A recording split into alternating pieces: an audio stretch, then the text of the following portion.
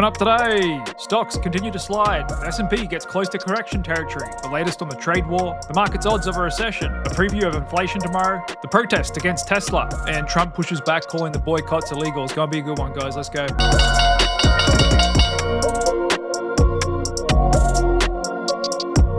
And welcome back, everybody, as we continue to get weakness in the stock market here again today. Although we did see a little bit of strength in some of the growth names. It's actually mega cap tech holding up the best here today. But otherwise, there's still plenty of selling going on across the board out there. As the S&P 500 now flirts with correction territory, actually getting within a few ticks today of being down 10% from recent all-time highs. And this very quick and swift sell-off now got the entire candle below the buy-sell band here, just showing how stretched and oversold this market is. In fact, the Magnificent 7 as a group still down 13% below the 50-day VWAP, but like I said, there did appear to be a little bit of buying there today, even though the Qs as a whole have still yet to find a confirmed bottom here. So most of the market was still down today, however, and good news, the VIX came down today in a little bit of a divergence. And typically the VIX can move before the market. We've seen that in many crashes. The VIX will top out before the market bottoms out. Option dealers are generally better at pricing the future than the underlying equity market. And you can see just looking at the VIX today, pretty much hit the exact same high as yesterday, then turned back down. So that's a little bit of a positive signal. However, we're still in the dicey zone. Still got a bit of backwardation in the volatility term structure. Implied volatility is still higher up the front than out the back, and we can see that in my market risk on off indicator as well. Still shaded red here on the chart. And so basically what that means is the steamroller is still on the loose. We could still have one more good flush, final capitulation before we find the bottom. And if we're going to get that, we are pretty close. It could happen this week. Just looking at my S&P 500 oscillator here, currently sitting at 32. That's pretty much a similar level to what we got back on the 5th of August, and it doesn't really go much lower than that. So conditions here are very oversold, and I know this has been a persistent sell-off. Price action kind of reminded me a little bit of COVID 2020. Market just kept on marching lower and lower, with volatility marching higher before we did eventually find that bottom and had the biggest bounce in recovery in equities we've ever seen, courtesy of the Fed and the government. And so it has been a massive unwinding of growth names, momentum stocks, many of them down 30, 40, even 50% or more from their highs in just a month or two. Looking at the spread of high beta versus low volatility here, it too could also be finding its feet, as we did see growth outperform here today. A little bit of a bump up in bond yields as well today, after getting sold off earlier in the morning, ahead of CPI inflation tomorrow,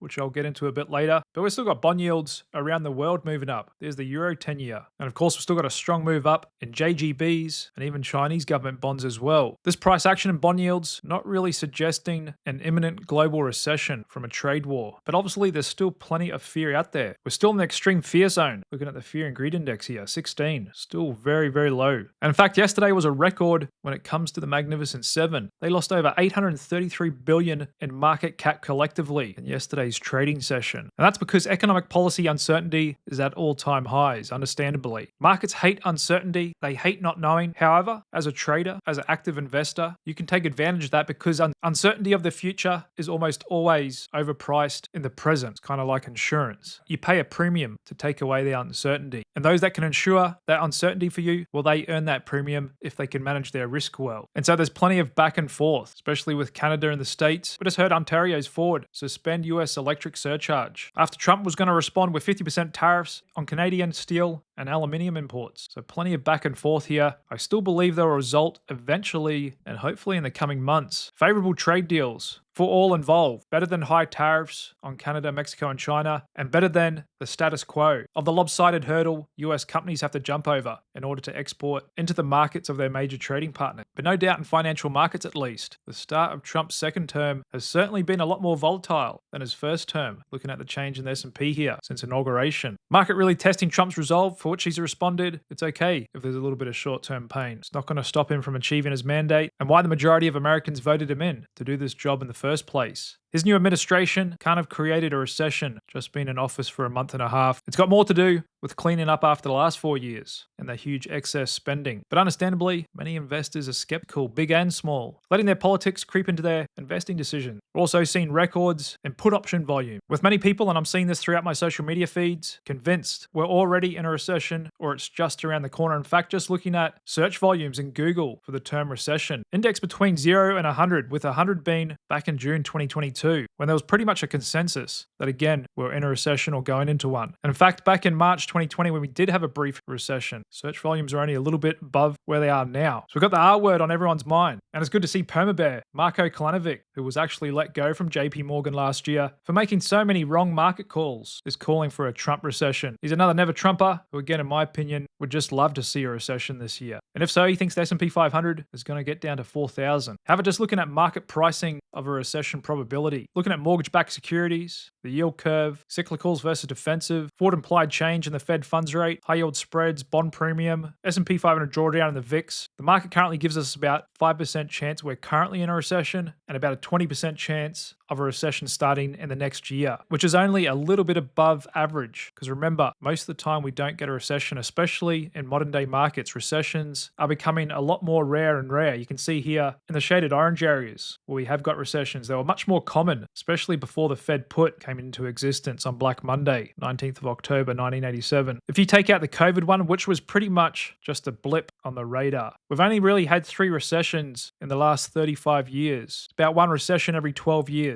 Keep in mind, stagflation, even more rare. So people predicting a recession and stagflation, it's very low odds to begin with. And don't be fooled by short-term market volatility. The recent big down days we've had can happen even in the best of years. Looking back to the 50s, on every year we've had in the S&P 500, that's resulted in 20% or more gains. The average worst day of the year has been 3.5%. We haven't done that yet in S&P, but yesterday was 2.7%. And again, we're currently at about 8.6% pullback in the S&P 500. Intraday today did get down to almost 10%, but looking back since 1980, the average pullback we have intra-year is 14%, and on average the market will return 10.3%. So again, these recent moves, nothing out of the ordinary for the S&P 500. However, like I said, it's more to do with high growth, momentum, small cap, high beta. They've had record sharp corrections, pullbacks in the last month or so. And like I said, in bull markets, when we do get these 10% corrections, they can happen quite quickly, quite sharply, and can often lead to a V-shaped recovery as it just flushes out so many people. All the selling's done. Fears don't usually materialize. And just like a bad storm passes, the blue skies come out again for the market, and investors realize stocks have a better yield than bonds, and they have to put their money somewhere at the end of the day. And that's exactly what we've been getting with this move. Forward PE and the S&P 500 has come off a lot now, well and truly, with a better forward yield than government bonds, because the forward earnings per share estimate has continued to hold up. Like I said, this is a fear-induced sell-off. We're not seeing corporate earnings fall off a cliff. And even though we very well may get some softness in the Q1 GDP print, that has more to do with front-loading on tariffs, a bumper Q4 for consumers, and bad weather to start the year off in the States. And just moving on to Tesla, in tandem with a sharp pullback in growth stocks in the market, there's also an ongoing political attack on Elon Musk and his companies. Seeing this around the country with protests and calls to boycott Tesla brand. Don't buy Tesla. Hate never made America great. Call on Elon a Nazi because he wants the war in Ukraine to end. However, like I said, the people protesting aren't Tesla customers. Rather, most of them are liberal women. And as data from Pew Research has shown, a lot of them have a mental health condition. And I can imagine a few of them may even be federal government employees who are getting the easy gravy train cut off. Like we heard from Elon today, even after cancelling 200,000, there are still twice as many government credit cards as there are government employees. And I agree with this post as well. The job of the mainstream media today is to make you think that the views of 10% of the country are actually the views of 90% of the country. And it's true, often those making the most noise get the platform. However, most people are in what we call the silent majority, as I'm sure many of you guys are as well. But the president's come out in his support, calling the Tesla boycott illegal, and even actually bought a Tesla EV today to show his support. Now, who could have imagined this 5-6 years ago? Trump back in the White House buying a Tesla, whilst we've got all these lunatics protesting in front of the dealerships. However, just looking at what the winners are doing, talented people who have a track record of winning, including one of the best fund managers of all time, Ron Barron, longtime Tesla perma-bull, says he's not going to sell a single share amongst this big sell-off. Still excited about what's around the corner for the company, and he's made billions from invested in Tesla. Others like one of the greatest entrepreneurs of all time, Michael Dell, coming out today in support of Elon Musk. Win or lose, respect the man in the arena. Even more true today. One of the best golfers of all time, Phil Mickelson, coming out in support of Elon Musk. So like I said, we're getting plenty of negative headlines, but the people pushing this stuff and protesting, they're losers. All the winners are coming out in support of Elon and Tesla, but I believe the losers are creating an amazing opportunity for the winners and the believers, the optimists, those who believe in and want to support and be a part of the robotics revolution. I think this is an opportunity down here. In fact, I picked up a few more shares today for my long-term position at $220 a share, just going down to a 5-minute chart. I only got there briefly, pretty much for 5 minutes in mid-morning trade after some wild trade yesterday. And the next area of support and level I would love to buy at is $188 per share, which is kind of a support level we saw back in August last year. So we get down to 188, I'm going to pick up a few more shares. Just going out to a weekly chart, I believe that'd be an absolutely great level to buy at. And in fact, stock price has actually been going sideways for over 4 years now. And we kind of seen this pattern before in Tesla. In fact, ever since it came onto the market back in 2010, kind of consolidated for a few years there, then made a massive move up for a year and a half, then went back into another consolidation that went on for many years. And I tell you, the Tesla bears were so loud in this period of time. A lot of them lost their shirts actually. They thought they'd won back here in mid-2019. However, as Tesla can often do, face rip and rally, smashed up there into 2020, big dip in COVID, then just smashed up again into 2021. And then once again, we've gone into this years-long consolidation pattern, which we very well could get down to the low end of the range. Remember, stocks, especially a stock like Tesla, goes a lot further for longer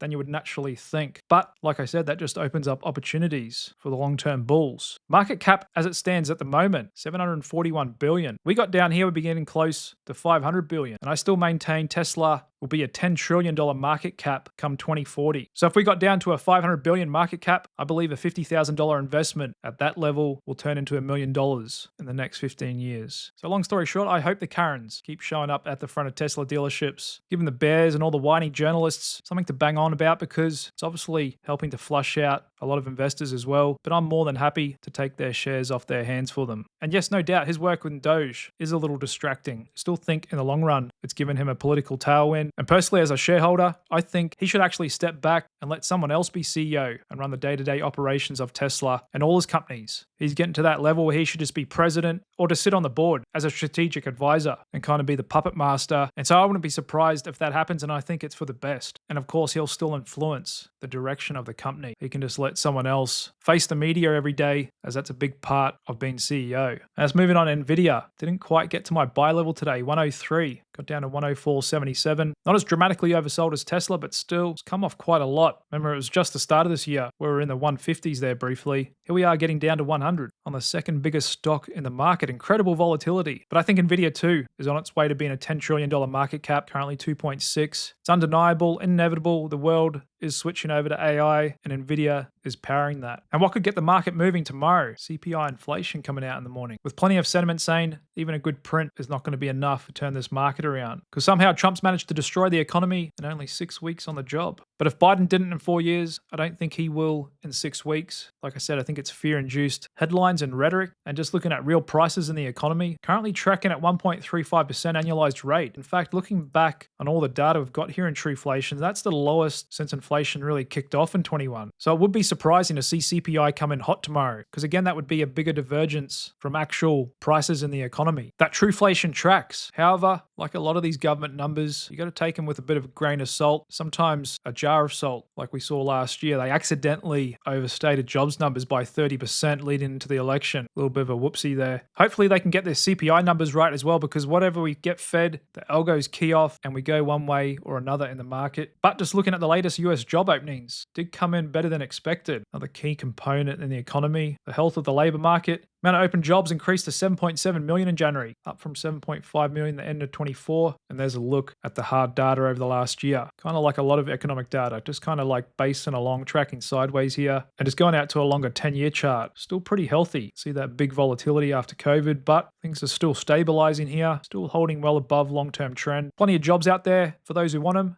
However, the secular trend, especially in service industries, hospitality, people just simply don't want those jobs anymore, and hence the need for robotics. Not just a trend in the States as well, all around the world. Really kicked off from COVID. Government paying everyone to stay at home. A lot of people got comfortable with that. Also, some positive news today, Ukraine agreeing to a US-led ceasefire plan if Russia accepts. They've agreed to immediate 30-day ceasefire, negotiated by the states if Russia accepts. So it looks like we're getting closer and closer to a big deal here to bring an end to this war. And the hundreds of thousands of young men from both sides being wasted away for nothing. In addition to $200 billion spent by US taxpayers. A lot of people didn't want to see that turn into the next Afghanistan. $2 trillion spent over 20 years, taking the country off the Taliban just to hand it right back to them. And this time with a bunch of US military assets. And just looking at a few other charts out there, we've still got the dollar coming off here. Dollar index 103.3. Little bit of a bump up in high yield spreads above treasuries, still relatively low long term, 3.1, and a little bit of a pullback in high yield bonds. However, still not as bad as what we saw going into Christmas there, but we'll keep an eye on this. Bitcoin, like growth stocks today, seeming to find their feet somewhat. However, still not really a convincing bottom here by the looks of it. Gold just kind of consolidating here below 3,000 an ounce, and crude as well, finding its feet somewhat. Whilst European stocks still hold ground in their uptrend this year, along with Chinese stocks as well, still hanging in there. But like I said, we could have some early signs that this big growth scare could be close to finding a bottom here. Looking at the spread of high beta versus low volatility, getting heavy volume and trading, which we typically see at bottoms. Like I said, we are really oversold on my S&P 500 oscillator here at 32, but we've still got the VIX term structure and backwardation, which plays into my risk on, risk off indicator, shaded here in the red. It's one of the components it looks at. But like I said, another little positive sign today that even though the market finished lower, mostly across the board, volatility did pull back as well, but we've still got backwardation up the front. So it's still very possible we could have one last big flush, really clean out some bulls holding on a thread and maybe give us a VIX spike. Who knows, even potentially 40, 50. Might only go there for a few minutes. That's why if you're using hedges, you want to have resting limit orders in place. Because just looking at the price action of the S&P 500, like I said, not really a convincing looking bottom. Might need to get that big range day, spinning doji or hammer candle, big kind of flush fear spike, monster gap down or something like that could bring an end about this hard sell-off. And just looking at the Russell 2000 as well, I think it too could be setting up for a really strong V-shaped recovery because this most likely is a bottom. But it's not really a question of identifying a bottom. It's more, do you have the capital and conviction to actually buy into your favorite stocks and positions here? That's the real challenge with these sell-offs, is having capital to put to work and taking advantage of these fleeting opportunities. Because good prices in the market typically don't last long. But we'll see what we get tomorrow in terms of CPI inflation, and the market's reaction to that could help create a tradable bottom. But like I said, I wouldn't be surprised if we have one last good flush to get us there, and then we could be setting up for a good bounce back in Q2. That's all I got for you today. Thanks very much for sticking with Click Capital. My name's Jared, and I'll see you back here again this time tomorrow. Cheers.